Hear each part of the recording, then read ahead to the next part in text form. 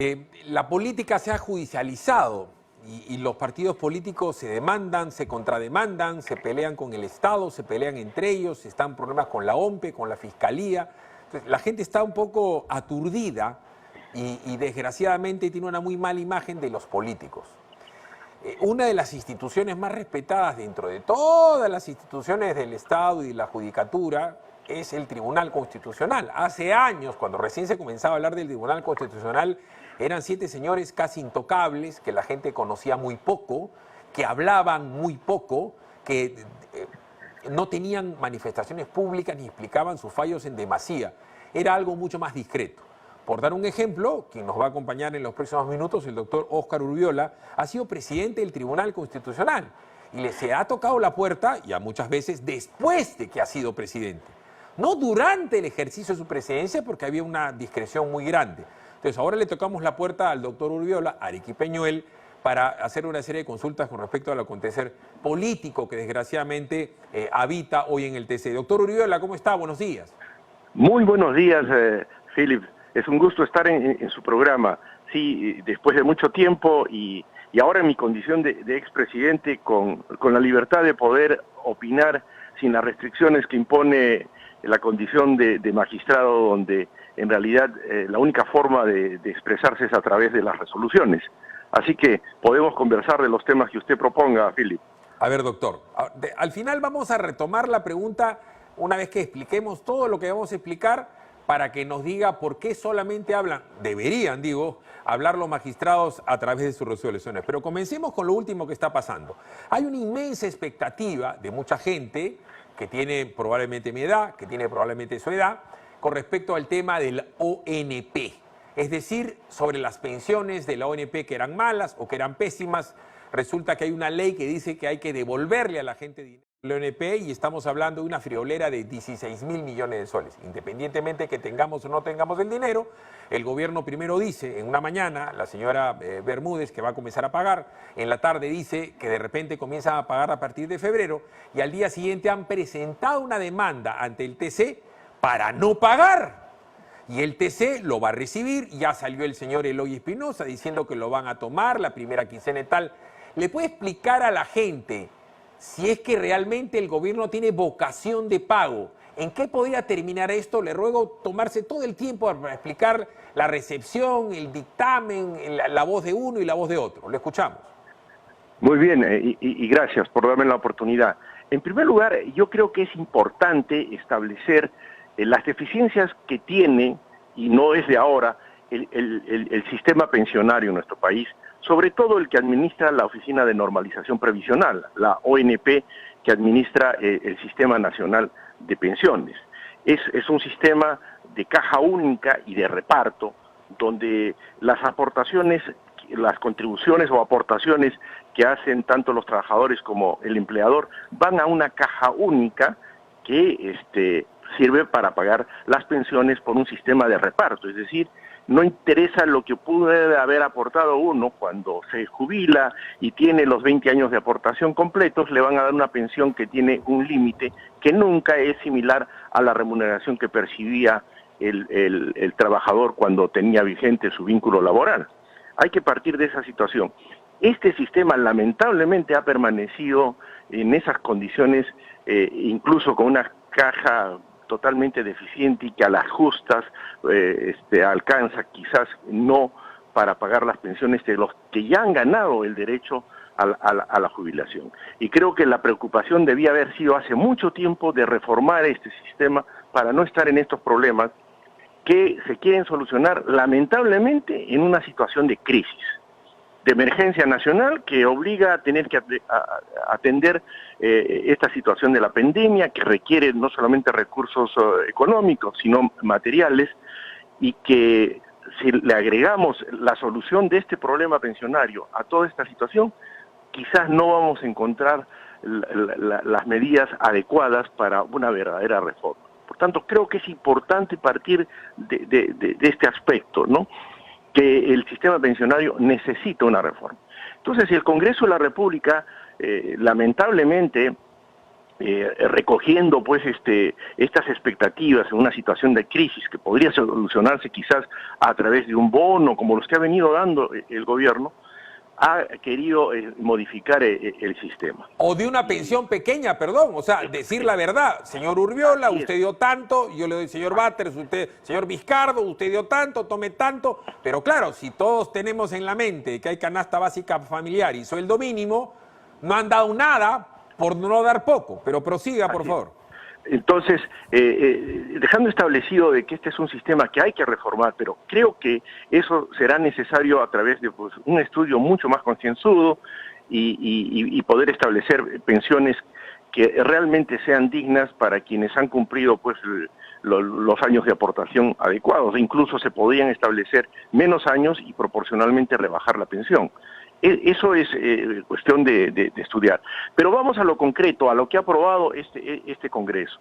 Lamentablemente, y como resultado quizás de la inexperiencia de los congresistas que están en el Congreso, con ese afán populista de ganarse quizás el aplauso, han cometido graves violaciones constitucionales que tenemos que señalar. Los fondos pensionarios son intangibles por mandato de la Constitución. Artículo 12 de la Constitución, si los concordamos con los artículos 10 y 11, es indudable que este es un sistema pensionario de caja única que está a cargo del Estado y es el Ejecutivo el que maneja la hacienda pública. Los congresistas, por otro lado, tienen prohibición expresa en el artículo 79 de tener iniciativa en el gasto público. No puede.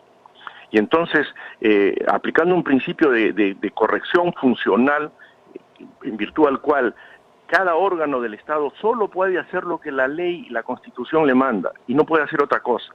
En este caso, el Congreso de la República está manejando la hacienda pública de una forma bastante agresiva. Como usted ha mencionado, más de 16.000 millones significaría cumplir con esta ley.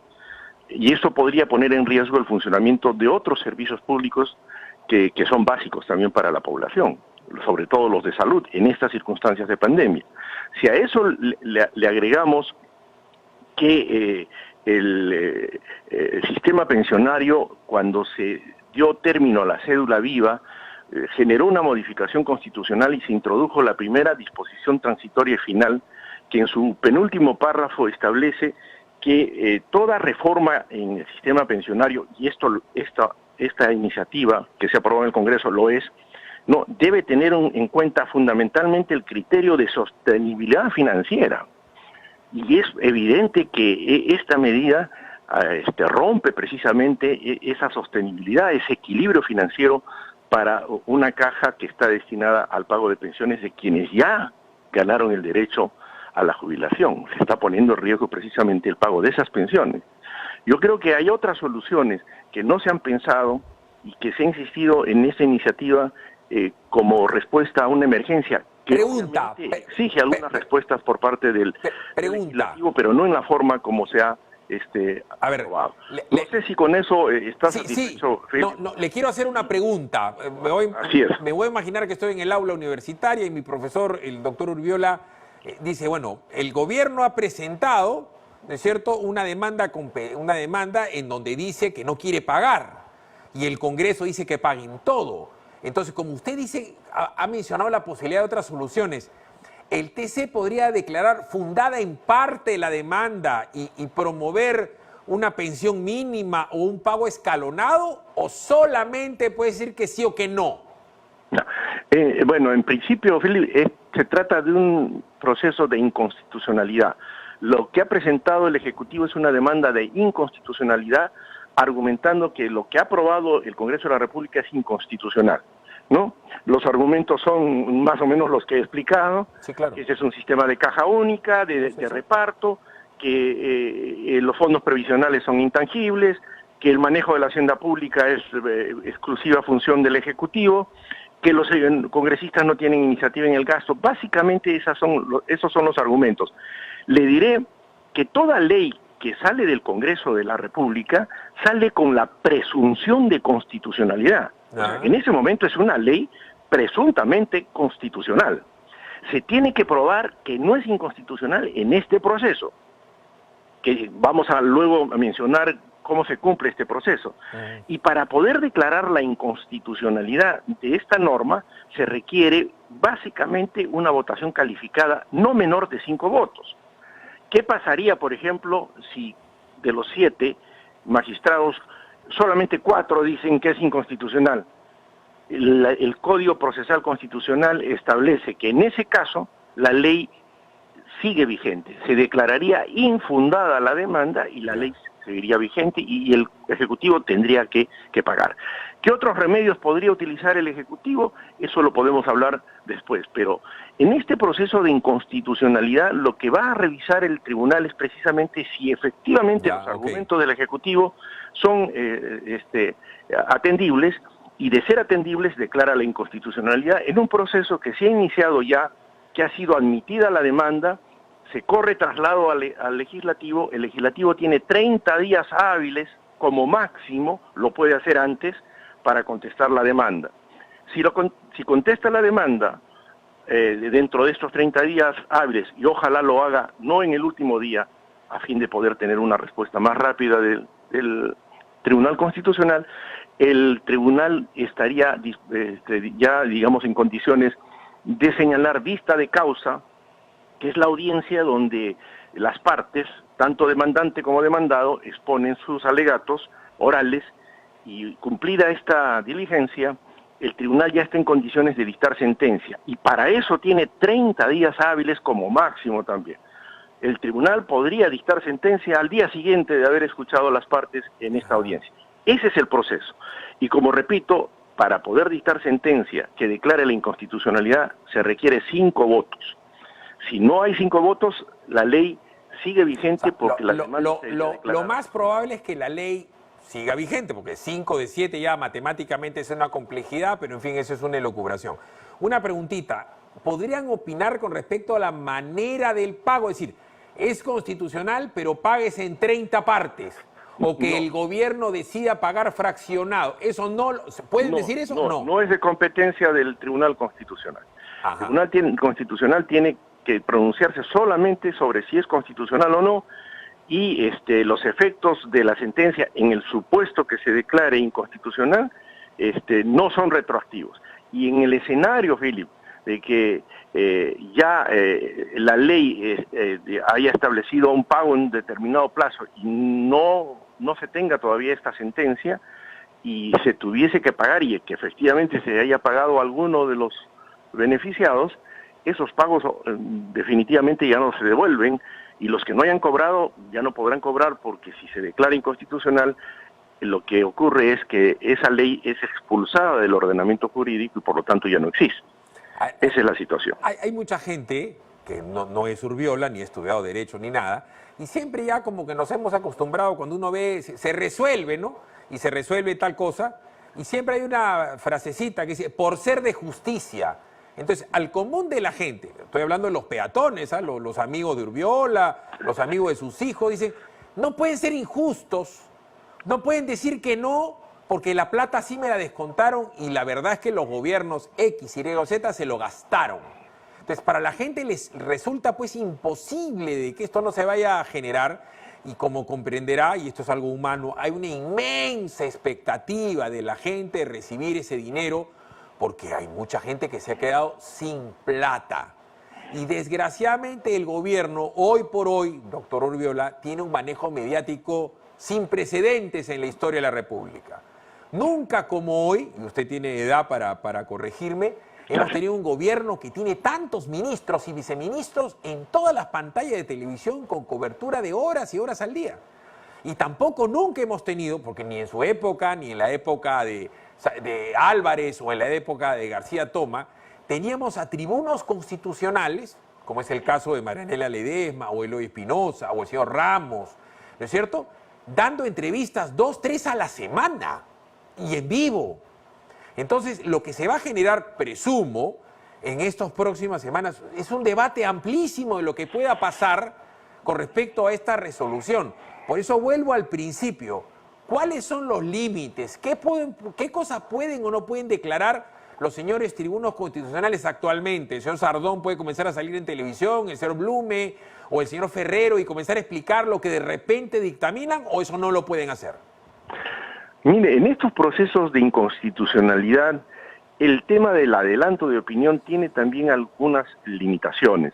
Se tratan de asuntos de interés público, donde en realidad en estos procesos no hay partes en los términos de partes que conocemos en los procesos civiles, penales, laborales, donde quien demanda es una persona que tiene un determinado interés subjetivo y que se contrapone a los intereses de la otra parte, que es el demandado, y donde obviamente el juez tiene que guardar una imparcialidad absoluta, una independencia, y donde no puede adelantar opinión. Pero en los procesos orgánicos, como se les conoce al proceso de inconstitucionalidad y al proceso competencial, en realidad no hay intereses de parte, no hay partes en esos términos. Lo que hay son legitimados activos, es decir, personas o instituciones a los que la Constitución y el Código Procesal Constitucional les reconoce la posibilidad de interponer una demanda a fin de que el Tribunal Constitucional, en este caso, se pronuncie sobre un determinado tema, donde el análisis no es en una dimensión subjetiva, o sea, de intereses de partes, sino una dimensión objetiva en un control abstracto de la Constitución, desligándolo, en este caso, de quién preside el Ejecutivo y quién preside el Legislativo. No son intereses de partes, es interés público. Claro está que los magistrados deben tratar en lo posible, ante, digamos, la imposibilidad que tiene la opinión pública de hacer estas disquisiciones como la que estoy haciendo y que se pueden hacer en la academia, ¿no? Deben evitar en lo posible de intervenir en los medios antes de que se resuelva. Yo creo, y eso es lo que yo he mantenido durante los 8 años que he estado en el Tribunal Constitucional, de no estar muy presente, a no ser que sea cuando tuve la ocasión de ser presidente, asuntos meramente institucionales, pero en los que concienden a causas que están en curso, nunca he aceptado y he tratado de no adelantar opinión, porque se presta precisamente para eso que actualmente se conoce como la politización de la justicia. Yo creo que es conveniente evitar esa situación. Ahora bien, hay causas que ya han pasado, que ya sucedieron y que se han dado fallos bastante discutibles, de toda índole. Así es. El último fallo creo que es el fallo más fallado, según mi opinión, de lego y de ignorante con respecto al Tribunal Constitucional, fue el cierre del Congreso que efectuó Martín Vizcarra Cornejo, porque desde mi punto de vista, yo soy, repito, un peatón, tenía vicios de forma evidentes. El señor anuncia la disolución del Congreso a las 4:30 de la tarde, como todo el mundo sabe desde el punto de vista formal, todo el mundo sabe en la academia, de los abogados, desde el punto de vista formal un acto presidencial tiene que ser firmado por su Consejo de Ministros, por el Ministro de Justicia y por el presidente del Consejo de Ministros. El presidente no es un dictador, no puede hacer cosas en su impronta. Y el señor lo hizo, a las 4:30 de la tarde dijo, disuelvo el Congreso constitucionalmente. En ese momento, según él mismo y según su Consejo de Ministros, ya no había Consejo de Ministros, porque él alegaba que él había interpretado fácticamente que le habían denegado la confianza, entonces Salvador del Solar y los suyos desaparecen de la historia. Eso lo hace a las 4:30 de la tarde. A las 9:30 de la noche aparece juramentando el señor Vicente Ceballos. Y Vicente Ceballos juramenta como presidente del Consejo de Ministros y firma la disolución del Congreso como presidente del Consejo de Ministros, porque no puede firmar como ministro de Justicia porque es un cargo que ya no tenía en ese momento. Pero en ese momento, pese a firmar como presidente del Consejo de Ministros, no había Consejo de Ministros. Tal es así que ese Consejo de Ministros ha juramentado el domingo. Desde mi punto de vista, acá por favor quiero su opinión extensa, solamente desde el punto de vista formal. Eso debería ser un acto jurídico nulo. Cuénteme si la formalidad para el cierre se dio según su opinión. Mire, Philip, no sé si usted habría escuchado en esa oportunidad, el 30 de septiembre, en la tarde misma, en el momento que se anunciaba la disolución del Congreso, yo califiqué eso como un golpe de Estado, sí, y no he cambiado de opinión, porque mi concepto además del argumento que usted ha mencionado respecto a cómo se dictó el decreto supremo, que no contaba con la aprobación del Consejo de Ministros, además de eso, se basó en una interpretación fáctica, de una decisión fáctica del Congreso de la República, que no existe en el derecho, menos aún en el derecho público y menos aún en el derecho parlamentario, que está asignado con una serie de formalidades que son necesarias para su validez. De tal manera que la decisión del Tribunal Constitucional, cuando tuvo que pronunciarse sobre esta situación de la disolución del Congreso, que fue lamentable, y yo la califiqué también de lamentable, dije que el Tribunal había abdicado de una función que le asigna la Constitución de control de constitucionalidad, y creo que ojalá ahora, en esta oportunidad, el Tribunal dicte una sentencia adecuada, que lamentablemente en este caso no, si se ajusta estrictamente a la Constitución, no va a satisfacer a quienes tienen la expectativa que se ha generado de manera bastante amplia y quizás como una ilusión a los señores pensionistas, que esta es una disposición inconstitucional. Creo que el tribunal, si se apega a la Constitución, va a tener que declarar fundada la demanda, ¿no? Ahora, yo no podría, como jurista, no podría opinar de otra forma. Y hago constar de que sí es necesario que en el Perú se inicie un proceso de reforma pensionaria que pueda hacer justicia a quienes han trabajado. Pero vuelvo a preguntar sobre lo mismo, ¿no? Yo también creo que fue un golpe de Estado. Desde el punto de vista formal creo que es evidente porque la cronología no da. Pero desde el punto de vista de fondo, además de la interpretación fáctica, que ya es un tema, vamos a decir, bastante denso, uno va a lo básico. De entre las prerrogativas del presidente del Poder Ejecutivo para gobernar está la dación de decretos supremos, la dación de leyes en conjunto con el Congreso o por delegación de facultades, porque lo que tiene que hacer el presidente de la República, sea quien sea, es gobernar. Ahora, en la Constitución, no lo digo yo, lo dice la Constitución, quien elige los miembros del TC como le parece y según una forma X, Y o Z es el Congreso.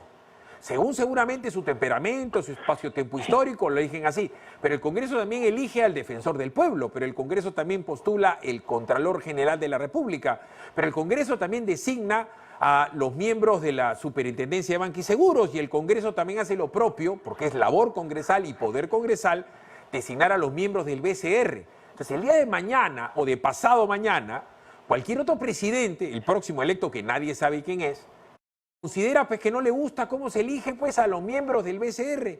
Entonces también podría comenzar a enviar proyectos para que él tenga que ver cómo y forzar a que cambien la Constitución o que se le caiga el gabinete 1 y el gabinete 2 para cerrar el Congreso si se le da la regalada gana de modificar la elección del defensor del pueblo. Entonces yo creo que se ha dejado abierta una puerta demasiado grande que puede forzar autoritarismos si es que se tiene de lado a la prensa, porque la prensa no lo callaba de ninguna manera al señor Cateriano, que calentó esta tesis durante meses. Esta tesis, creo yo, doctor, debió haber sido abortada en un primer momento, porque no es prerrogativa del presidente decir cómo se tienen que elegir a los miembros del TC, y fíjese en la figura bizarra que estamos, doctor Urbiola.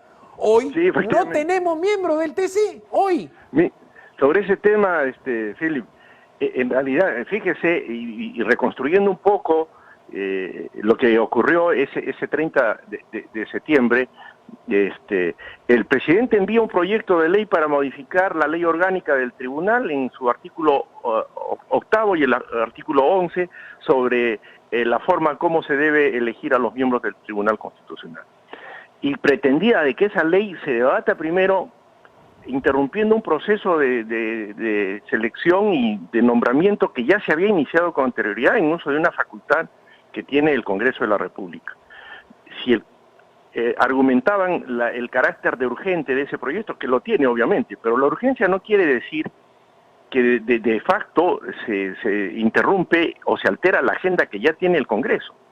Se admitió el proyecto de ley que iba a ser debatido. Por lo tanto, el proceso de elección que inició, que quizás políticamente podía ser objetado, que quizás el Congreso podría haber hecho un intermedio, pero en realidad el presidente del Consejo de Ministros, Salvador del Solar, usando sus altas calidades histriónicas, en realidad atarantó, podríamos decir, al Congreso de la República, irrumpió en el hemiciclo sin poder hacerlo y planteó la cuestión de confianza. Y lamentablemente en ese momento y antes de que la plantee, yo, presidente del Congreso, hubiese levantado la sesión, porque era una irrupción. Ahí también tiene una inconstitucionalidad que no era admitida. Y lamentablemente se produjo esta situación. Además, además, un congresista claro, no se puede meter, mientras que está sesionando, perdón, un congresista, por mucho poder que tenga, o un ministro o un presidente, no se puede meter en la mitad de una sesión del Tribunal Constitucional a decir, tomo la palabra y digo esto y se hágase tal cosa. Eso es. No. Yo, presidente del Tribunal Constitucional, inmediatamente hubiese levantado la sesión, o si era presidente del Congreso, levantaba la sesión y se acabó.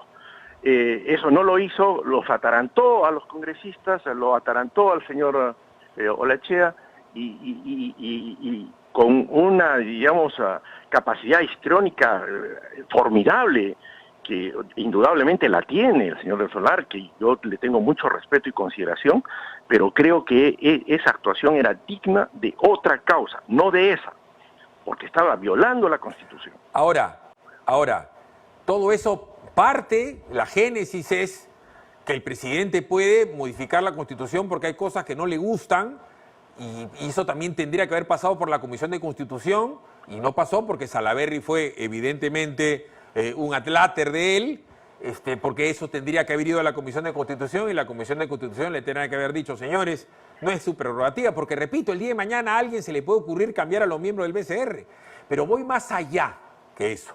Eso abre las puertas para autoritarismos futuros, porque un presidente popular, que cualquiera puede ser popular, Alan García fue muy popular los primeros 2 años, dejó de serlo, Fujimori fue muy hiperpopular, cerró el Congreso, después dejó de serlo, y fíjese lo que les pasó 14 años después a los autores de ese golpe, con todo el drama familiar y personal. Entonces, así es, efectivamente. Vamos a hablar de un presidente que ha sido también muy popular hace muy poco tiempo, que es el señor Vizcarra. La Constitución tiene una manera de vacar a los presidentes del Perú en el caso que se encuentren en una situación de incapacidad moral permanente, se dice.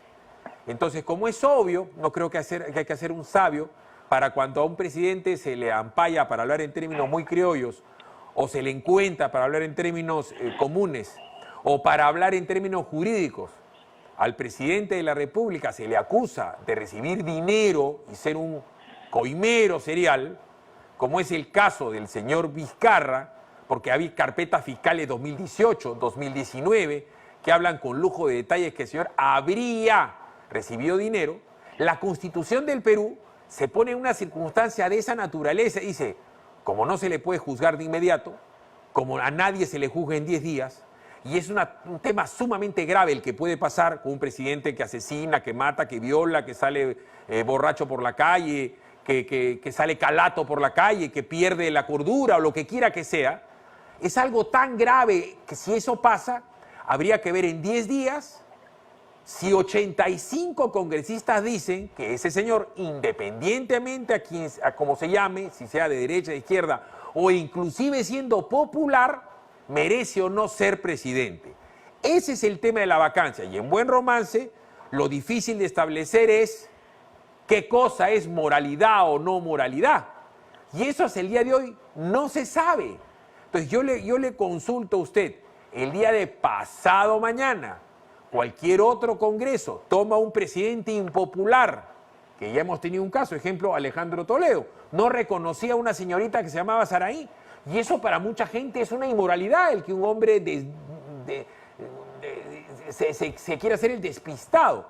Entonces, ¿qué va a pasar a futuro cuando de repente tenemos un presidente impopular, como puede ser el próximo, por la fragmentación del votante y tal, y lo quieran vacar?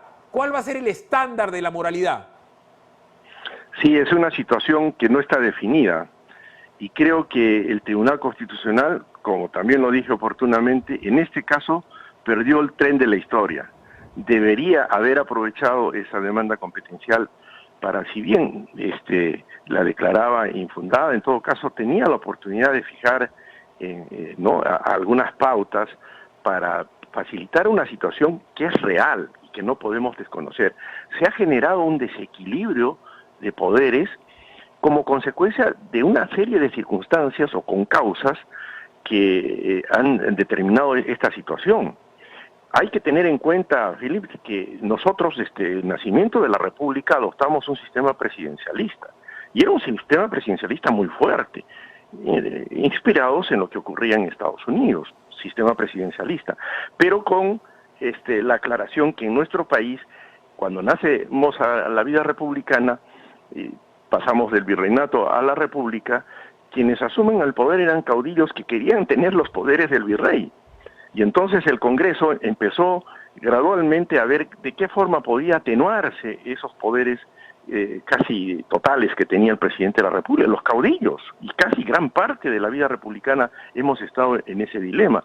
Y entonces empiezan a hacer una serie de modificaciones para ir atenuando ese poder del presidente de la República, con el refrendo ministerial, con la interpelación de los ministros, la censura, incluso después la cuestión de confianza, y después la negativa y cuestión de confianza por más de 3 veces en la Constitución del 79, que daba lugar a la disolución del Congreso, y en la del 93 con 2 negativas que dan lugar a la disolución del Congreso, que esa es la única que se ha concretado en la historia republicana por esa causal. Esas son medidas que se han ido dando para ir atenuando el sistema presidencialista, a fin de tener un sistema presidencialista atenuado o parlamentarizado, estableciendo los equilibrios. Hay que recordar que bajo la Constitución del 33, el Parlamento se bajaba ministros cada semana, Claro. ¿no? Y no daba lugar a la disolución del Congreso. Entonces, en la del 79, ya a fin de controlar esa situación, se establece que si se niegan 3 veces la confianza, el presidente puede disolver el Congreso. Nunca se disolvió en esa situación. Es decir, no el Congreso, sino la Cámara de Diputados en ese entonces. Ahora es el Congreso, con 2 negativas. Pero ¿qué ha ocurrido? Que lamentablemente en el Congreso, y como consecuencia de leyes electorales, donde ya no hay partidos políticos serios que tengan una doctrina, ideología, organización, sino clubes electorales que van a defender intereses personales o particulares, y además quizás hasta la prohibición de reelección última, la disolución de este Congreso, del Congreso anterior, que también era malo, pero que este es peor, han dado como consecuencia de que quien tiene esa prerrogativa en este momento, habiéndose inclinado la balanza hacia el Parlamento, y ya podríamos hablar de un sistema parlamentarizado, ¿no? Y no presidencialista, es un Congreso que no da más. Y entonces ahí sí es un peligro. Y siempre he dicho que un bisturí en manos de un médico es una excelente herramienta que salva vidas, que se utiliza adecuadamente. Pero ese mismo bisturí en manos de un delincuente es un arma letal, fatal. De la misma forma, el tema de la vacancia siempre ha estado en nuestra Constitución, pero cuando se utiliza por un parlamento serio, donde va gente que representa ideologías, donde se puede conversar, donde se puede debatir, y no utilizar como arma de agresión como se está utilizando en esta oportunidad, hay que pensar pues en una modificación. Claro, es que el problema es que está clarísimo que es un acto de inmoralidad que a uno lo cohimeen. Entonces, si 85 personas consideran que hay suficientes indicios razonables para pensar que Vizcarra era un cohimero serial, o digo Vizcarra o digo quien sea. Entonces, el problema pasa porque la gente confunde siempre, eso se llama falacia ad hominem, es decir, Paolo Guerrero no podría delinquir, no podría delinquir Gareca, ¿no es cierto? No, pues. O sea, ¿por qué? Porque son tan buenos y son tan bien vistos que no pueden delinquir, pues, porque son buenos. Entonces, ¿y por qué? Porque la bondad es así. Entonces, ese es el gran drama cuando los medios de comunicación se dedican a distorsionar la realidad. Porque a la hora de la hora, una mentira mal dicha 1000 veces, ¿no es cierto? Y lo vamos a ver en un tiempo seguramente como el caso del doctor Chávarri, te la creen pues 200 personas. Entonces ya hay 200 que creen que Chávarri es un desgraciado y que Uribe es un desgraciado. ¿Cómo te sacas la maldición? Porque esos 200 son los que te apuñalan, los que te acuchillan, los que te sindican y te pueden sacar de la presidencia del Tribunal Constitucional, del Ministerio Público, de la Contraloría, lo que le hicieron a Alarcón en su momento. O sea, a Alarcón lo fusilaron porque no firmaba chinchero. y lo acusaron ulteriormente de que evadía tributos con sus carros. Como se quedó en nada, le entraron a revisar la caja chica. Doctor Urbiola, yo tengo referencias personales suyas fabulosas por mi suegro. Y me dice, lo sabe todo de derecho y es un hombre decentísimo. Pero yo le puedo asegurar, doctor Urbiola, que me pongo a revisar las cajas chicas del Tribunal Constitucional y van a ver fotocopias, caramelos, van a ver, no sé, pues, aerosoles. ¿A quién se le ocurre hacer eso? Se le ocurrió a la gente que quería tumbar a Alarcón en su momento. Y la prensa se prestó. Esa es una desgracia en el Perú que no está regulado en ningún lado. Eso no pasa en ningún lugar del mundo. Usted sabe que si usted fuera, como es el caso, miembro de la Corte Suprema de Estados Unidos, ni Donald Trump se mete con Urbiola. Vladimir Putin no se mete con el presidente de la Corte Suprema rusa. Xi Jinping no hace eso. Acá fusilan a quien sea. Que Dios la coja confesada a la señora Elvia Barrios. Porque en cualquier momento le ponen un libelo y le destrozan la carrera. Eso no pasa en ninguna república civilizada, doctor.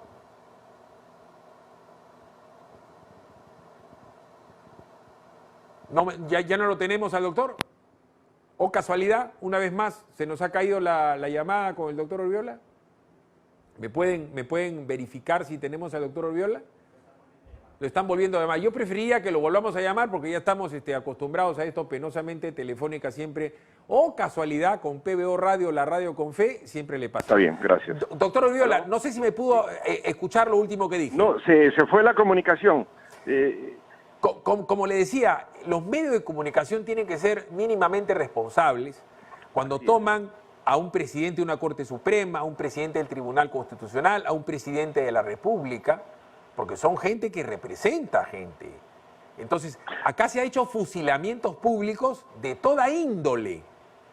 Efectivamente, y creo que el tema de los medios, tanto escritos como televisivos y radiales, deben de generar una autorregulación. Lamentablemente no se puede hablar de una ley de prensa ni cosa por el estilo. Estamos en una sociedad democrática y liberal que no permite, sobre todo, la restricción al derecho a la expresión y de opinión, que es un derecho fundamental.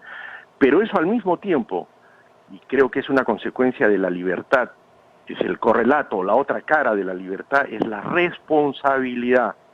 Y eso exige autorregulación. Y entonces yo creo que en ese sentido los medios tienen que ser muy responsables y muy objetivos de utilizar este medio que tiene tanta incidencia en la sociedad de una manera adecuada. Porque de lo contrario nos convertimos pues en la gran Corte Suprema de única y definitiva instancia, y creo que eso no es adecuado en una sociedad democrática y justa, ¿no?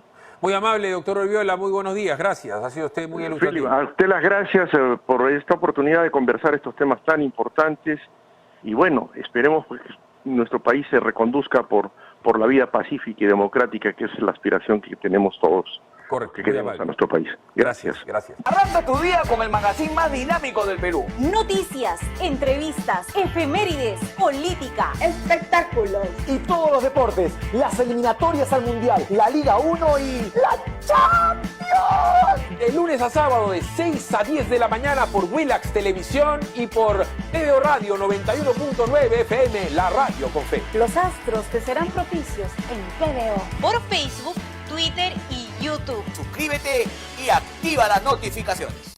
¿Qué es facilote? Pues, No, eso no. entonces... No, tampoco.